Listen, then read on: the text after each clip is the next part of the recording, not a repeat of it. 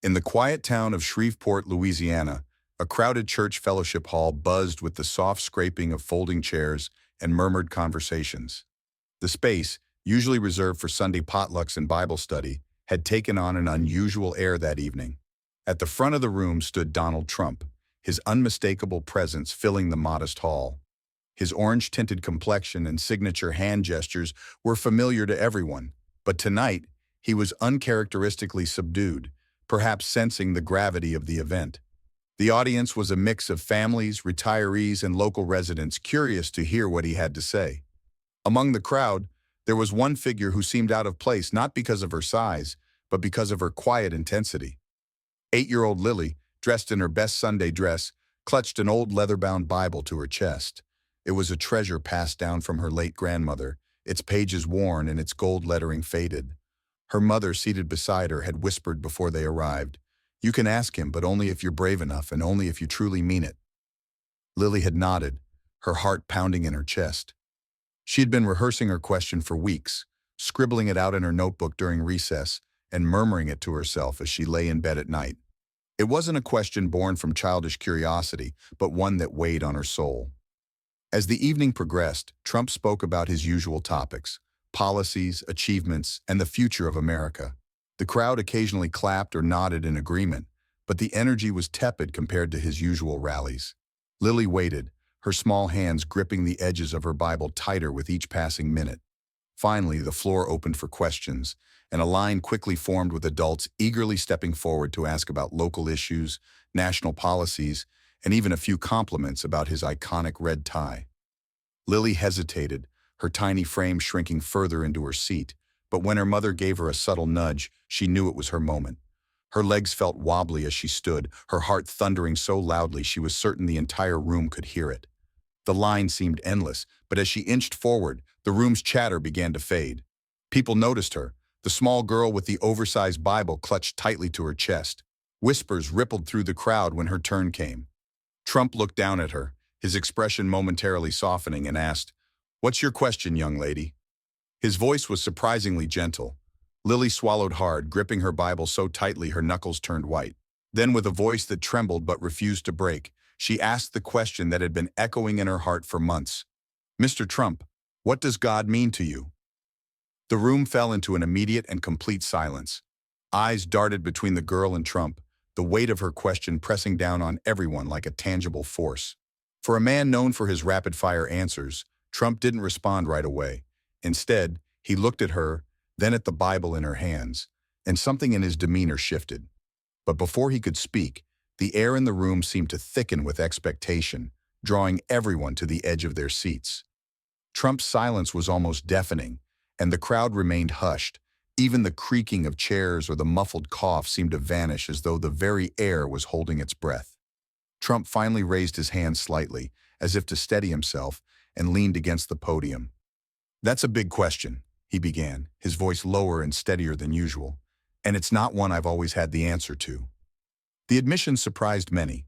Trump, known for his unshakable confidence, was admitting uncertainty in front of a crowd. He looked back at Lily, and his expression shifted again, this time to something almost paternal. "When I was about your age," he continued, "I had a lot of questions about God too. My parents would take me to church every Sunday. I remember sitting in those pews, staring at the stained glass windows, wondering if God was even listening to me."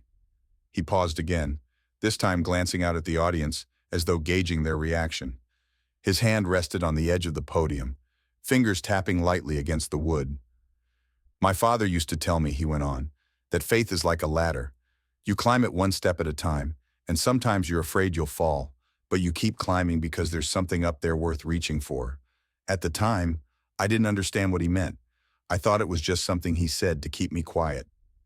A faint chuckle rippled through the audience, breaking the tension just slightly. Lily, however, didn't smile. Her eyes remained fixed on him, waiting for the real answer she had asked for. Trump leaned forward slightly, his tone softening even more. "But as I got older, life threw a lot of challenges my way. I faced losses, failures, and moments where I wasn't sure if I could keep going. In those times, I didn't always feel like God was with me. Sometimes I was angry at him. Other times I thought maybe he'd given up on me altogether." The room remained captivated, It wasn't the usual polished rhetoric or rehearsed lines they were used to hearing. This was something raw, something real. "But I'll tell you this," Trump said, his voice firming up slightly. "Even in my worst moments, when I thought I was alone, I realized that faith wasn't about always having the answers. It's about believing that even when you don't see the whole picture, there's a purpose. There's something greater at work." He glanced back at Lily, whose grip on the Bible had loosened slightly, her wide eyes glistening under the fluorescent lights.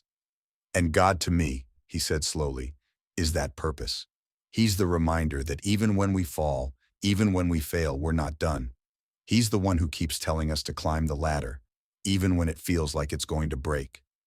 But before the weight of his words could fully sink in, Lily's eyes welled up with tears, and the crowd began murmuring softly, sensing that something extraordinary was unfolding. Lily's tears came quietly at first, a single drop sliding down her cheek as she clutched her grandmother's Bible tighter against her chest. But then, as Trump's words lingered in the air, her shoulders began to tremble. The crowd noticed, their whispers growing louder, yet no one dared interrupt the moment. Her mother leaned over instinctively, placing a comforting hand on her back. "It's okay, sweetheart," she whispered softly. But Lily shook her head. This wasn't sadness, it was something far deeper. Trump had spoken words she hadn't known she needed to hear, and in doing so, he had touched a part of her young heart she had long guarded. Trump seemed to notice her reaction and took a step away from the podium, his face uncharacteristically subdued. "What's your name?" he asked gently. "Lily," she stammered, her voice barely above a whisper. "That's a beautiful name," he said with a faint smile.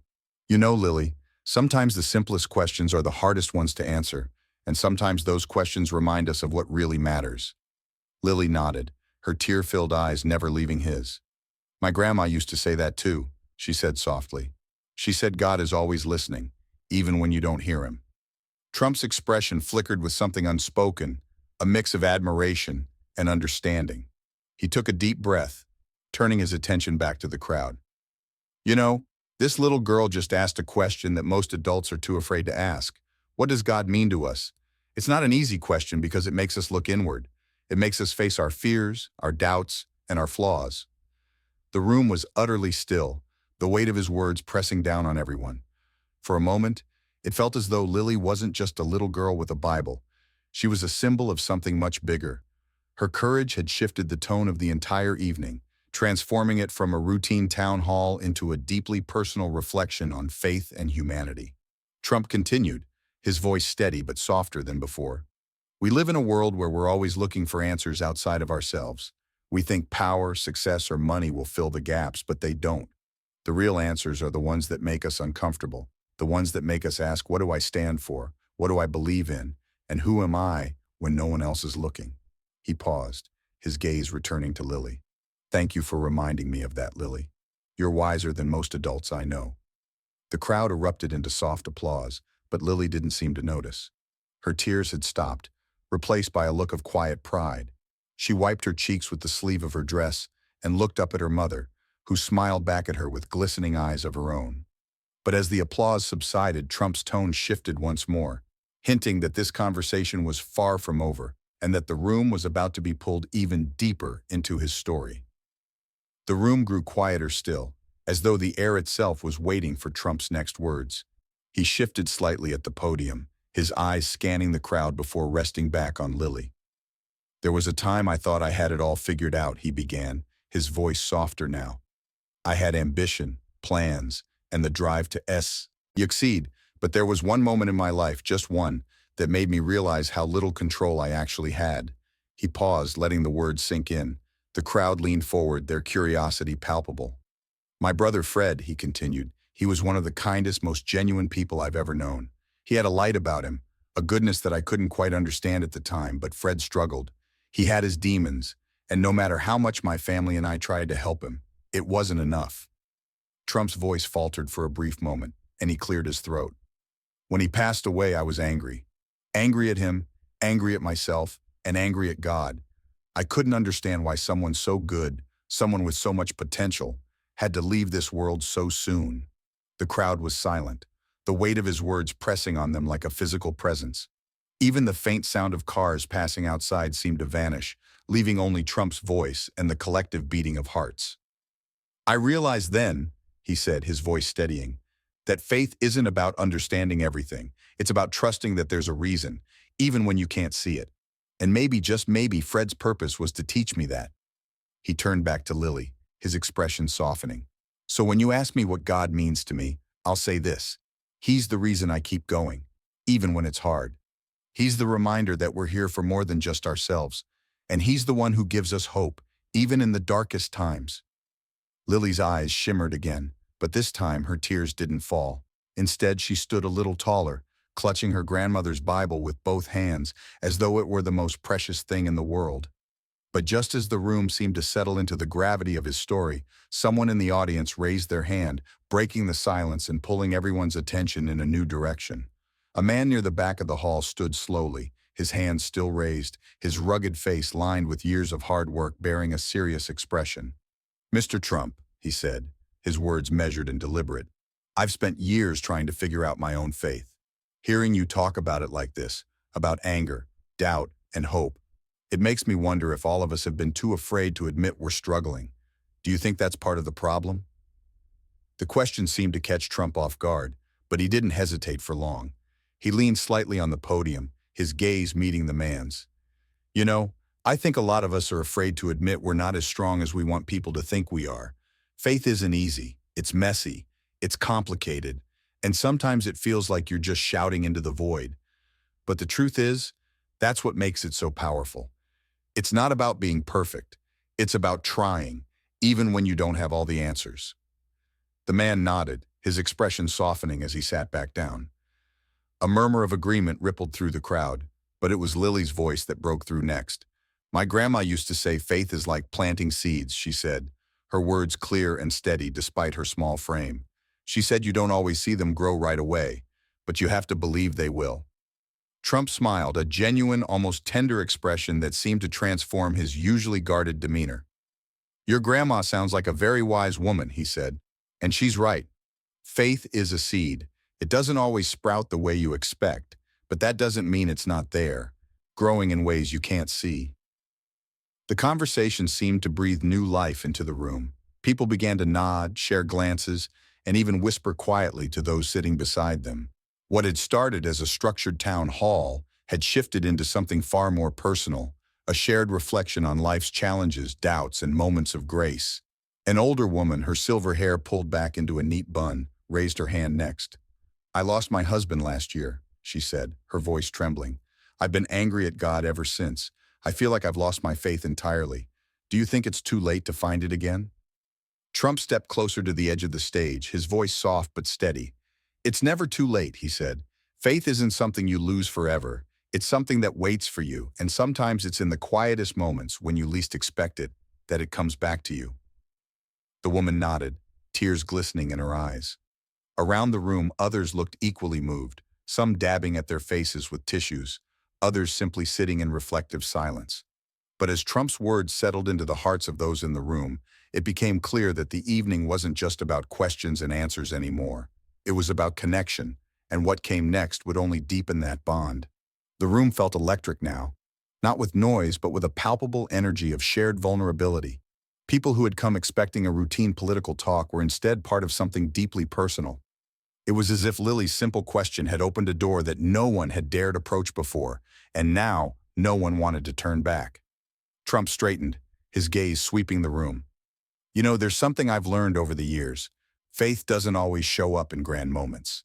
It's in the small ones, the times when someone lends a hand, listens when you're hurting, or asks a question as brave as Lily's. Those moments remind us of what matters." The audience was silent, hanging on every word. Trump's voice, so often commanding and unyielding, now carried a humility that struck a chord. He gestured toward Lily. "This little girl reminded me tonight that faith isn't just something we talk about.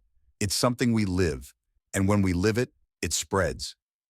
A ripple of applause began, slow at first but gaining momentum.